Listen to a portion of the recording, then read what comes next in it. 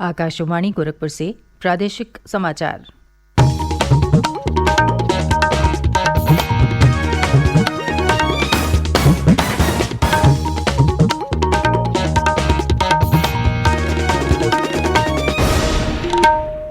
नमस्कार। समाचार बुलेटिन के साथ मैं सुकीर्ति अस्थाना। पहले मुख्य समाचार। प्रदेश के कार्यवाहक मुख्यमंत्री योगी आदित्यनाथ ने विधान परिषद की सदस्यता से दिया इस्तीफा। सपा अध्यक्ष अखिलेश यादव और आजम खान ने भी लोकसभा पद छोड़ा। राज्य विधान परिषद के स्थानीय निकाय चुनाव के पहले चरण के नामांकन पत्रों की जांच पूरी। दूसरे चरण के पर्चों की जांच आज की जाएगी। आगामी 1 अप्रैल से किसानों से न्यूनतम समर्थन मूल्य पर शुरू होगी गेहूं की खरीद। और राष्ट्र आज शहीद दिवस पर महान स्वतंत्रता सेनानियों भगत सिंह, राजगुरु और सुखदेव को अर्पित कर रहा है भावभीनी श्रद्धांजलि। स्वतंत्रता की 75वीं वर्षगांठ पर आजादी का अमृत महोत्सव के अंतर्गत प्रादेशिक समाचार एकांश आकाशवाणी गोरखपुर विशेष प्रश्नोत्तरी का आयोजन कर रहा है।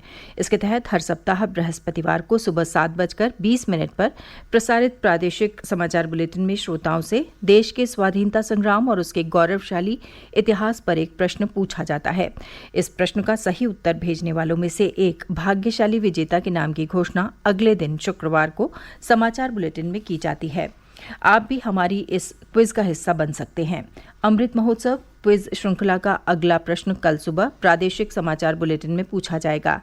अपने जवाब हमें ईमेल आईडी airnews.gkp@gmail.com पर भेजें। जवाब के साथ अपना नाम, पता और फोन नंबर अवश्य लिखें, जिससे विजेता बनने पर आपसे संपर्क किया जा सके। अब समाचार विस्तार से। प्रदेश के कार्यवाहक मुख्यमंत्री योगी आदित्यनाथ ने गोरखपुर से विधायक चुने जाने के बाद विधान परिषद के सदस्य पद से अपना इस्तीफा सभापति को सौंप दिया है। उम्मीद है कि वो 25 मार्च को मुख्यमंत्री के रूप में दूसरी बार शपथ लेंगे। भारतीय जनता पार्टी की राज्य इकाई ने ग्रामीण स्तर के केंद्रों से कम 2 कार्यकर्ताओं को लखनऊ में 25 मार्च को आयोजित शपथ ग्रहण समारोह में आमंत्रित करने का निर्णय लिया है। भाजपा प्रदेश अध्यक्ष स्वतंत्र देव सिंह ने कहा कि पार्टी शपथ ग्रहण समारोह को भव्य बनाना चाहती है, इसलिए पार्टी के ग्रामीण स्तर के केंद्रों से 2 कार्यकर्ता बुलाए गए हैं। प्रदेश के ग्रामीण क्षेत्रों में भाजपा के 27,700 से अधिक केंद्र हैं, जहां से पार्टी की गतिविधियां संचालित होती हैं। प्रदेश अध्यक्ष ने कहा कि शपथ ग्रहण के दिन प्रदेश भर में मंदिरों में विशेष पूजा आयोजित की जाएगी और भाजपा कार्यकर्ता विशेष स्वच्छता अभियान चलाएंगे। इस बीच लखनऊ जिला प्रशासन ने शपथ ग्रहण समारोह की तैयारियां तेज कर दी हैं।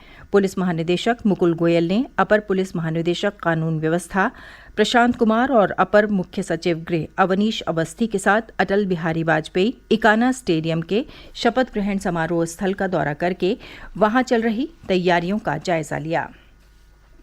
समाजवादी पार्टी के अध्यक्ष अखिलेश यादव ने कल लोकसभा की सदस्यता से इस्तीफा दे दिया। उन्होंने लोकसभा अध्यक्ष ओम बिरला से मुलाकात की और उन्हें अपना इस्तीफा सौंप दिया।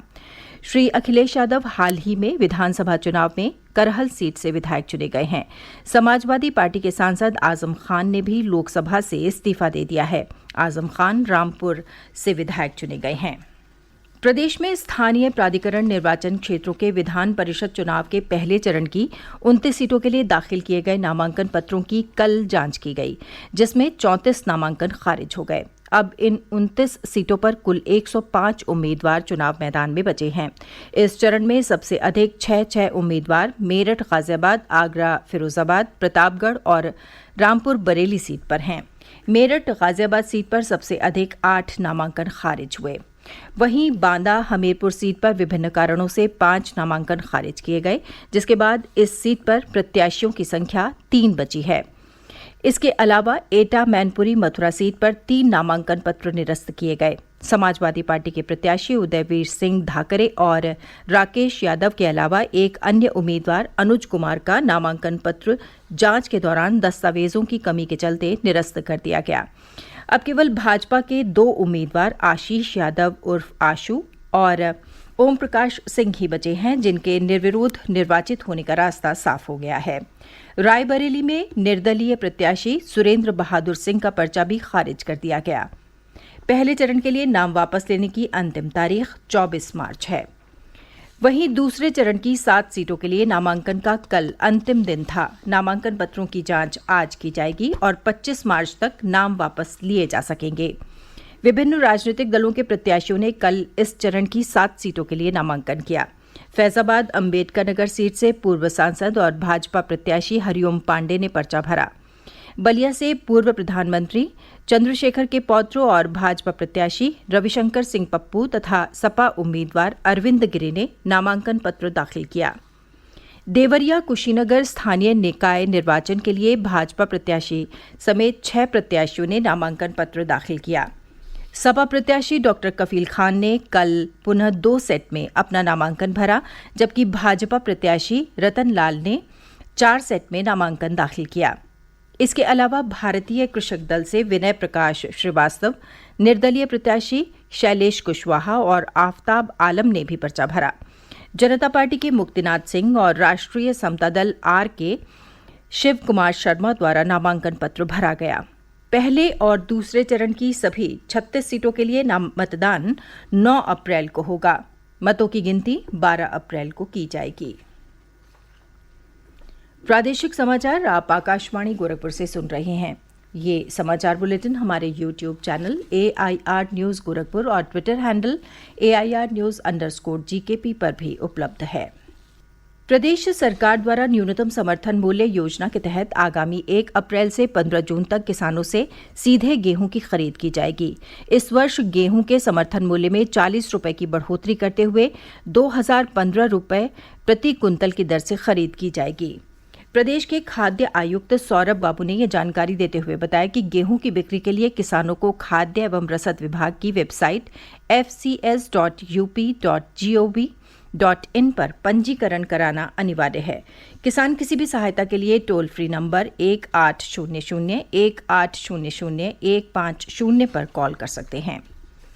राज्यपाल एवं कुलाधिपति आनंदीबेन पटेल की अध्यक्षता में कल लखनऊ स्थित ख्वाजा मोइनुद्दीन चिश्ती भाषा विश्वविद्यालय का 6ठा दीक्षांत समारोह संपन्न हुआ। इस अवसर पर समारोह को संबोधित करते हुए राज्यपाल ने भाषा पाठ्यक्रमों को रोजगार परक बनाने की दिशा में भी विश्वविद्यालय को सार्थक प्रयास करने की आवश्यकता पर बल दिया। उन्होंने शैक्षणिक संस्थानों को रक्तदान, प्लेटलेट दान जैसी मानव जीवन उपयोगी मुहिम से जोड़ने का भी आह्वान किया। समारोह में राज्यपाल ने संस्थान के 83 विद्यार्थियों को 93 पदक प्रदान किए। कृतज्ञ राष्ट्र आज भगत सिंह, राजगुरु और सुखदेव को उनके शहादत दिवस पर भावभीनी श्रद्धांजलि अर्पित कर रहा है। 1931 में आज ही के दिन ब्रिटिश शासकों ने तीनों स्वतंत्रता सेनानियों को सत्ता के विरुद्ध उनकी क्रांतिकारी गतिविधियों के लिए लाहौर में फांसी पर लटका दिया था। उनकी याद में इस अवसर पर प्रदेश भर में आज कई कार्यक्रम आयोजित किए जा रहे हैं। नेहरू युवा केंद्र संगठन देश भर के सभी 623 जिलों में आज़ादी का अमृत महोत्सव श्रृंखला के हिस्से के रूप में आज शहीद दिवस मनाएगा। युवा मामलों के मंत्रालय ने कहा है कि इस दिवस का आयोजन नेहरू युवा केंद्र क्रांतिकारियों को श्रद्धांजलि देने के लिए कर रहा है। इसका उद्देश्य युवा पीढ़ी के बीच कृतज्ञता, गर्व, सम्मान और कर्तव्य की भावना पैदा करना है। मंत्रालय ने कहा कि उनकी कहानियां युवाओं को देशभक्ति और राष्ट्रवाद की भावना पैदा करने के लिए प्रेरित करेंगी। आर्थिक मामलों की मंत्रिमंडलीय समिति ने गोरखपुर, सिंदरी और बरौनी में हिंदुस्तान उर्वरक और रसायन लिमिटेड HURL की 3 इकाइयों के लिए नई निवेश नीति NIP 2012 के विस्तार को मंजूरी दे दी है। हिंदुस्तान उर्वरक और रसायन लिमिटेड, कोल इंडिया लिमिटेड, NTPC और इंडियन ऑयल कॉरपोरेशन संयुक्त उद्यम कंपनी है। ये तीनों कंपनियां उत्तर प्रदेश, बिहार, झारखंड, छत्तीसगढ़, मध्य प्रदेश, पश्चिम बंगाल और ओडिशा में यूरिया की मांग को पूरा करती हैं और दुनिया की सर्वश्रेष्ठ तकनीकों से 7 राज्यों के लिए कार्य कर रही हैं। अंत में मुख्य समाचार एक बार फिर। प्रदेश के कार्यवाहक मुख्यमंत्री योगी आदित्यनाथ ने विधान परिषद की सदस्यता से दिया इस्तीफा। सपा अध्यक्ष अखिलेश यादव और आजम खान ने भी लोकसभा पद छोड़ा। राज्य विधान परिषद के स्थानीय निकाय चुनाव के पहले चरण के नामांकन पत्रों की जांच पूरी। दूसरे चरण के पत्रों की जांच आज की जाएगी। आगामी 1 अप्रैल से किसानों से न्यूनतम समर्थन मूल्य पर शुरू होगी गेहूं की खरीद और राष्ट्र आज शहीद दिवस पर महान स्वतंत्रता सेनानियों भगत सिंह, राजगुरु और सुखदेव को अर्पित कर रहा है भावभीनी श्रद्धांजलि। इसके साथ ही समाचार बुलेटिन समाप्त हुआ। नमस्कार।